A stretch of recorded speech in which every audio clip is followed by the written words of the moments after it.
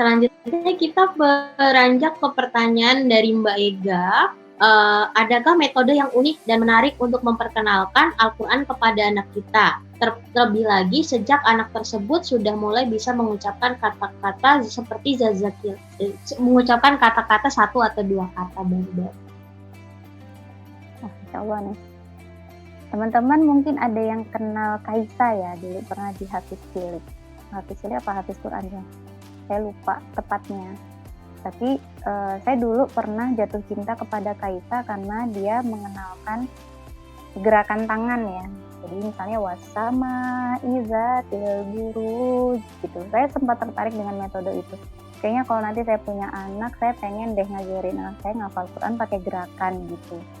Kemudian kalau sekarang kita kenal ada metode tabarok, nanti ada metode ini, metode yang lainnya gitu. Ada sangat banyak kalau misalnya yang ditanyakan adalah metode. Tapi kalau boleh saya cerita sedikit dan kalau boleh saya punya statement yang agak ini ya, anomali barangkali ya. Statement saya adalah metode terbaik untuk menghafalkan Al-Quran bagi anak adalah cinta ibunya. Asli. Jadi mau pakai metode Kaisa, mau pakai metode tabarok, kalau ibunya nggak menghadirkan cinta untuk anaknya, ya udah lewat aja. Anak itu hanya menghafal sampai di tenggorokan.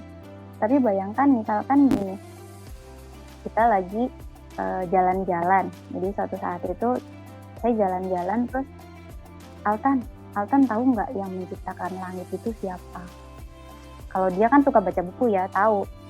Allah gitu. Yang menciptakan pohon siapa? Allah gitu. Yang menciptakan tanah, nanti dia sendiri yang nanya. Kalau gitu berarti yang menciptakan rumah itu Allah, yang menciptakan mobil itu Allah. Pokoknya semua yang ada dilihat dia itu semuanya yang menciptakan Allah gitu. Tapi intinya nanti saya mau masukin, tahu nggak gitu. Jadi ada ini loh di Al-Quran itu ada misalnya kalau misalnya bintang kan berarti wasama izatil buruj. Jadi wasama, sama itu apa? Iza itu apa? Buruj itu apa? Nah, nanti jadi PR ya untuk teman-teman di sini. Nanti buka lagi surat Al-Burujnya.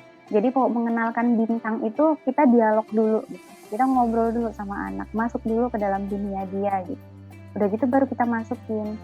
Bagus kan? Ternyata Masya Allah ya di Al-Quran itu ada loh gitu. Allah itu mengenalkan penciptaannya, kebesarannya melalui ayat-ayat yang ada di Al-Quran gitu. Misalnya, Mama lagi apa? Lagi sholat duha. Ada nggak di Al-Quran sholat duha? Ada, surat Ad-Duha, nanti kita buka. Jadi nanti ketika kita sudah menanamkan satu kali aja ya, satu kali, dan kita menanamkannya itu di golden moment dia gitu. Artinya ketika dia sedang sangat tertarik, itu ketika sudah masuk, itu Masya Allah nanti ada waktu di mana dia itu nagih lagi gitu. Jadi sampai misalnya tadi saya ngomong ketika dia lagi suka baca buku sains, dia nanya ini nutrisinya apa setiap kali saya minta makan. Maka ketika dikenalkan dengan sebuah hadis misalnya, Mama ada nggak hadis buang sampah, jangan buang sampah sembarangan? Ada. Apa hadisnya? Kalau yang saya hafal adalah innallaha jamilun yuhibbul jamala gitu. Tapi kan intinya sama gitu. Allah itu maha indah dan mencintai keindahan, berarti nggak boleh buang sampah sembarangan. Nanti dia berimprovisasi. Kalau hadis injak-injak punggung orang tua, karena dia kan suka disuruh injak-injak ayahnya ya, kalau ayahnya pulang kerja. Terus saya bilang, bukan hadis, tapi Al-Quran.